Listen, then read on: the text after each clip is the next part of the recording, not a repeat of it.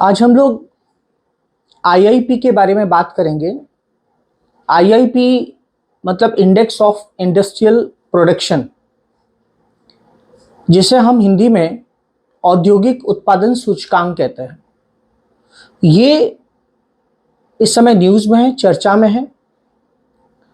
News ये है कि इसकी जो ग्रोथ रेट है पिछले 8 महीने में सबसे निचले स्तर पर 2.7% पर पहुंची है।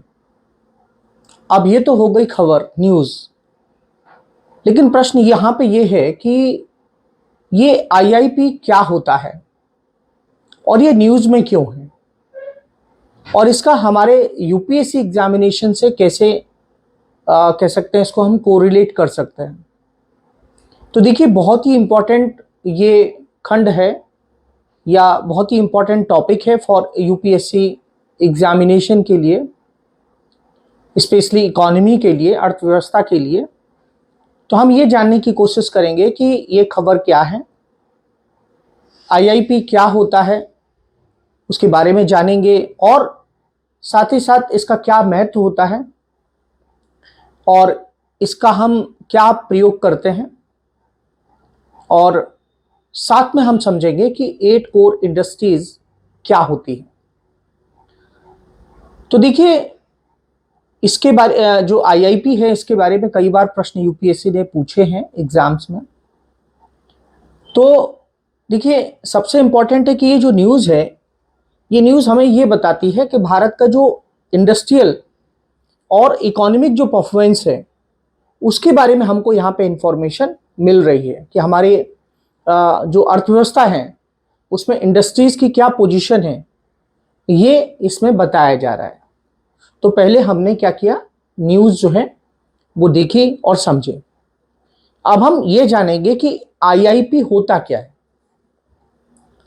अब देखिए, सबसे महत्वपूर्ण बात यहाँ पे ये है कि जो इंडस्ट्रीज होती हैं, हमारी इंडस्ट्रीज कैसे परफॉर्म कर रही हैं, उनका प्रदर्शन कैसा है, ये हमें कैसे पता चलेगा। तो उनके प्रदर्शन के लिए या उनके परफॉर्मेंस के लिए या उनकी हेल्थ को जानने के लिए हम एक इंडेक्स लाते हैं और वही इंडेक्स को हम कहते हैं IIP, means index of industrial production. ये एक कह सकते हैं टोटल एक इंडिकेटर है हमारी जो इंडस्ट्री है उनका।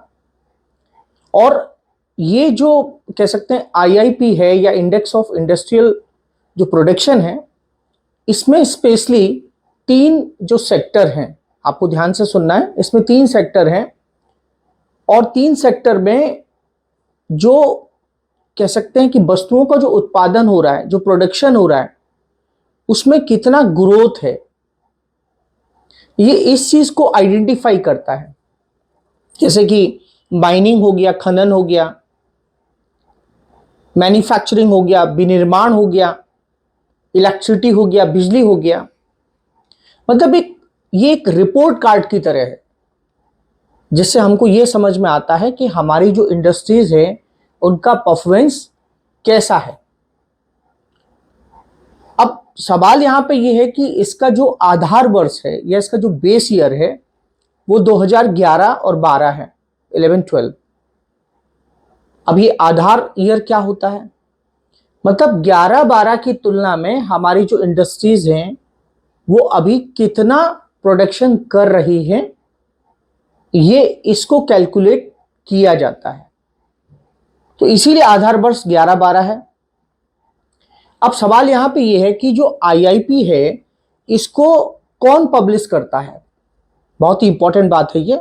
तो आईआईपी को पब्लिश करने का काम है नेशनल स्टैटिस्टिक्स ऑफिस का काम है, ये एनएसओ बोलते हैं, जिसको हिंदी में हम बोलते हैं राष्ट्रीय सांख्यिकी कार्यालय। और साथ ही साथ जो है किस मिनिस्ट्री से जुड़ा हुआ ये मिनिस्ट्री जो है, ministry of statistics and programme implementation, MoSPI. ये बहुत इंपॉर्टेंट है, अक्सर एग्जाम में पूछा जाता है। अगर हिंदी में हम कहें तो इसका जो कार्यान्वयन है वो कह सकते हैं कि राष्ट्रीय सांख्यिकी एवं कार्यान्वयन मंत्रालय के द्वारा जो है इसको पब्लिश किया जाता है। ये मंथली पब्लिश होता है, ये आपको ध्यान रखना है। तो मैंने आपको बेस ईयर बताया। उसके बाद ऑफिस कौन सा है? एनएसओ है, राष्ट्रीय सांख्यिकी जो कार्यालय है। और मंत्रालय जो है वो सांख्यिकी एवं कार्यान्वयन मंत्रालय है, या ministry of statistics and programme implementation, मॉस्पी।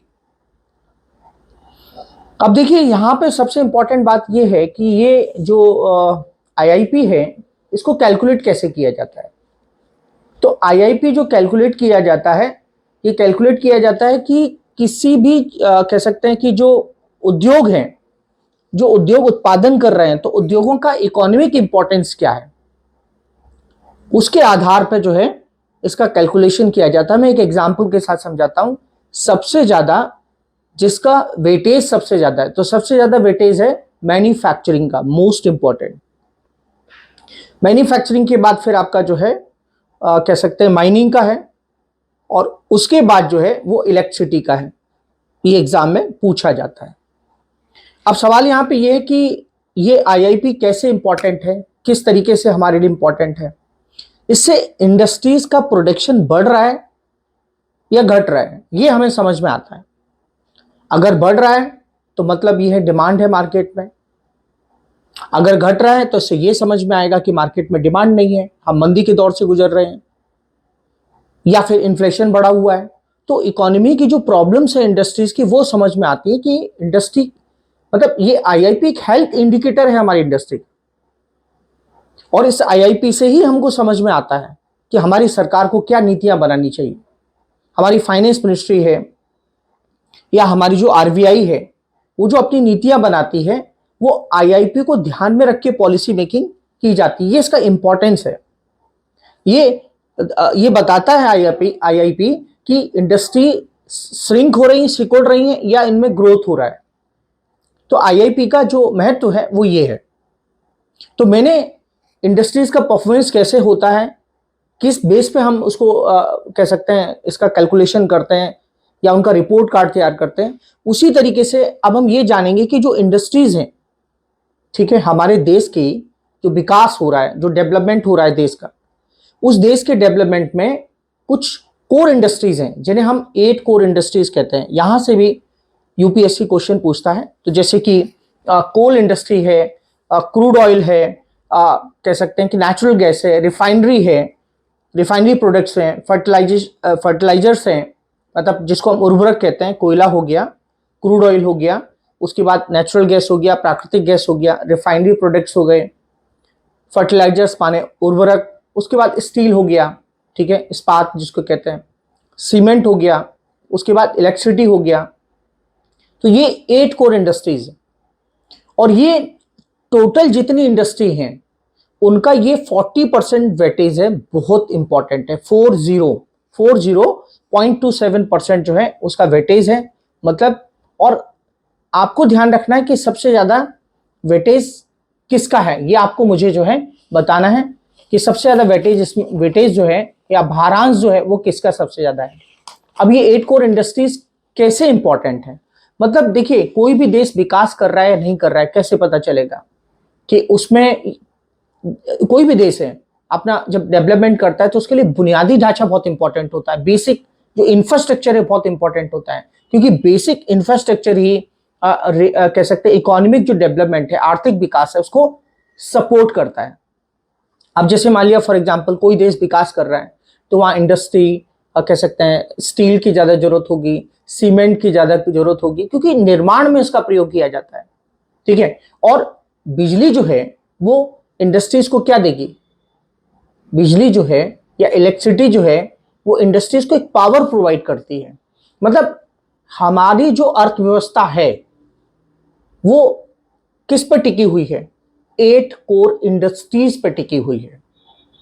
और जो 8 कोर इंडस्ट्रीज हैं, ये देश कितना तरक्की करेगा, देश कितना प्रोग्रेस करेगा, कितनी तेजी से दौड़ेगा, ये डिपेंड करेगा 8 कोर इंडस्ट्रीज पर। और ये कैसे परफॉर्म कर रहे हैं, इसी को जानने के लिए आईआईपी जो है, जो कि एक रिपोर्ट कार्ड की तरह है कि हमारी इंडस्ट्रीज का परफॉर्मेंस कैसा है, और इसी के बेस पे सरकार जो है वो अक्सर अपने निर्णय लिया करती है। तो ये यूपीएससी एग्जामिनेशन के लिए बहुत इंपॉर्टेंट है और ये न्यूज में है, चर्चा में है, इसलिए मैंने आपके सामने ये पक्ष रखा है। मुझे लगता है आपको ये निश्चित रूप से समझ में आया होगा। अब हम किसी नए टॉपिक के साथ फिर से मिलेंगे। थैंक यू, धन्यवाद।